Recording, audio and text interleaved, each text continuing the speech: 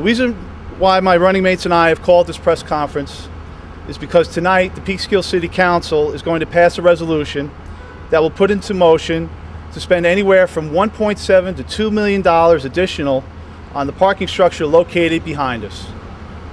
As part of a downtown redevelopment plan proposed by the prior administration well over 2 years ago, the James Street parking garage would have been demolished and a new garage constructed at no cost to the city.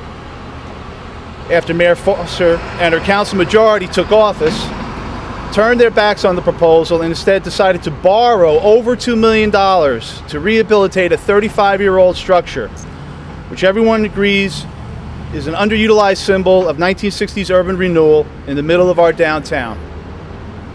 A rehabilitation project slated to cost $2 million has already turned to $2.5 million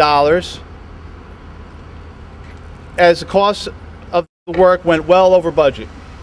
Then on top of it all, in an attempt to deflect anyone from questioning why it had cost so much to rehabilitate this structure, the Foster administration had the gall to suggest in a city newsletter last August that the rehabilitation was done in the name of economic development. As most will tell you, the goals of economic development projects are to generate jobs for our citizens, expand our tax base, increase the community's tax revenues, increase overall property and assessment values. This project accomplished none of that. It seems to us that a parking facility should blend in with the environment that is there to support it and be a natural extension of the general architecture that is prevalent in the area which it exists. This is especially true in an area with a relatively limited size and scale. Unfortunately, the Foster administration does not agree, and at tonight's Common Council meeting, they will be taking an action that will start a process that downtown Peekskill will not be able to overcome. Evidently, Mayor Foster and her rubber-stamped City Council have not heard that we are in the middle of the worst economic crisis since the Great Depression. Yet, despite the $2.5 million that has already been spent on this garage, they feel compelled to spend even more money that we do not have on a project that is way over budget. Now, as it comes time to move forward on a project they are all behind, they are hiding their true intentions from Peekskill citizens.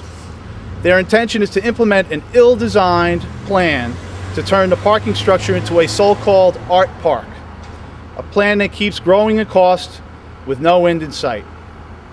I will now ask my running mate Tony Washington to join me at the podium. On June 11th of this year, a local artist made an initial proposal to transform the James Street parking garage into something called a large-scale public art project. Subsequently, a formal presentation was made to the council on June 15th at its meeting. At that time, two alternatives were proposed, one costing an estimated $480,000 and another priced at $420,000. While watching this being discussed, my running mates and I initially reacted with disbelief that Mary Foster and her council would seriously consider this absurd use of borrowed taxpayer dollars. However, by September, our disbelief would turn to anger because during less than 90 days, the project had morphed into a nearly $1.7 million monstrosity. Right on the mark. During the dead of summer, this proposal reappeared at the August 17th council work session.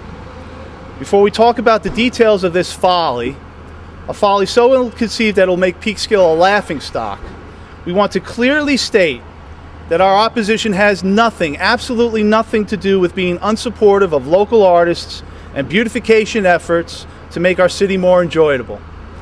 Let's remember, it was under Republican administrations that the Artist District in Peekskill was conceived, implemented, and has flourished. Our opposition to this folly has everything to do with the unwise spending of taxpayer dollars by Mayor Foster and the council majority and the unethical manner in which the money is spent. As I watched in disbelief as the presentation of this proposal unfolded during the August 17th work session of the City Council, my disbelief turned to frustration as I personally witnessed the mayor and the council majority fall all over themselves with giggly glee over this ill-conceived folly. As Tony said earlier, the total cost for this so-called art park, including the architect contractor and the actual artwork, is now estimated at $1.7 million. Given the track record for projects associated with the James Street parking structure, it is highly likely that even more borrowed money will be necessary to finance such a project. If this proposal is allowed to go through, Mayor Foster and her council majority will spend over $4 million on the parking garage, and in our view, create a facility with a visual impact that does not belong in a city the scale of ours, and which emphasizes a downtown historic district that celebrates our rich architectural history. Tony? At the September 21st council work session, I sat and watched with total disgust as Mayor Foster, Andy Torres, and the project engineer muddled through this ill-conceived proposal while attempting to figure out a $40,000 variation in the cost of the project under the pretense of really caring about how much this boondoggle would end up costing taxpayers. When we last heard, the project engineer was pegging his services at nearly $1.1 million, which would push the total cost of this nonsense to over $2 million. On top of the $2.5 million they've already borrowed to, quote, rehabilitate this white elephant. I almost fell off my chair when the mayor said, and I quote, "I know, I understand, I know it's a moving target," when referring to the constant changes in the cost estimates, wanting only to know how much the, quote, pieces would cost, not whether it should be done at all. This is the project that this mayor and this council intend to implement that they do not want to let people know about until after the election. You take a look and decide for yourself. Do you think Peekskill would benefit from this in the middle of our downtown, one block from the historic Paramount Theater? In addition to the financial and architectural implications, there was no public input on this proposal, contrary to this administration's boasting of, quote, open government. There was no input from the local community's largest community at large. And there was no review by the Historic Landmarks Preservation Board or consideration given to the proposal's aesthetic impact on the downtown historic district, which has published design standards. This ill-conceived proposal is only one example of many that shows how Mayor Foster and her council majority have been spending the taxpayers' money like it is burning holes in their collective pockets. And make no mistake about it, folks. Tonight's approval is the first step in making what you see here a reality. The Foster administration is not telling Peekskill citizens the whole story. They have a plan, and that plan includes moving forward with something that looks like what you see here. Mayor Foster, Drew Claxton, Andy Torres, and the rest of the council majority should be ashamed to have allowed this to ever see the light of day. Peekskill cannot afford unbridled spending for projects that have no value to our citizens.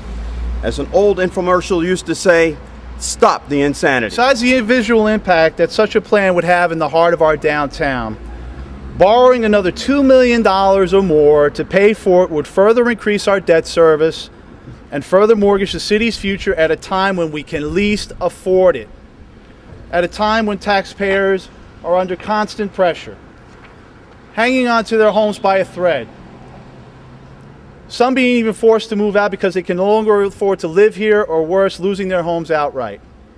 Instead of being fiscally prudent, Mayor Foster and the council majority are spending money at a rate that will drive the middle class out of Peekskill. Now let me be clear where we stand. We believe that the James Street parking facility should be functional and have a facade that is pleasing to the eye, that blends in with its surroundings and is cost efficient to implement and maintain. That is the approach that should be taken to enhance this facility, and that is the approach that our administration will take on this project and any other that is considered for our city. The proposal that Mayor Foster's administration has embraced satisfies none of what we are calling for and continues their history of making decisions that underscore their poor judgment. We need common sense economic development projects and downtown redevelopment initiatives that will bring real economic growth, job creation, and the expansion of our tax base that will result in tangible returns for our city and its citizens.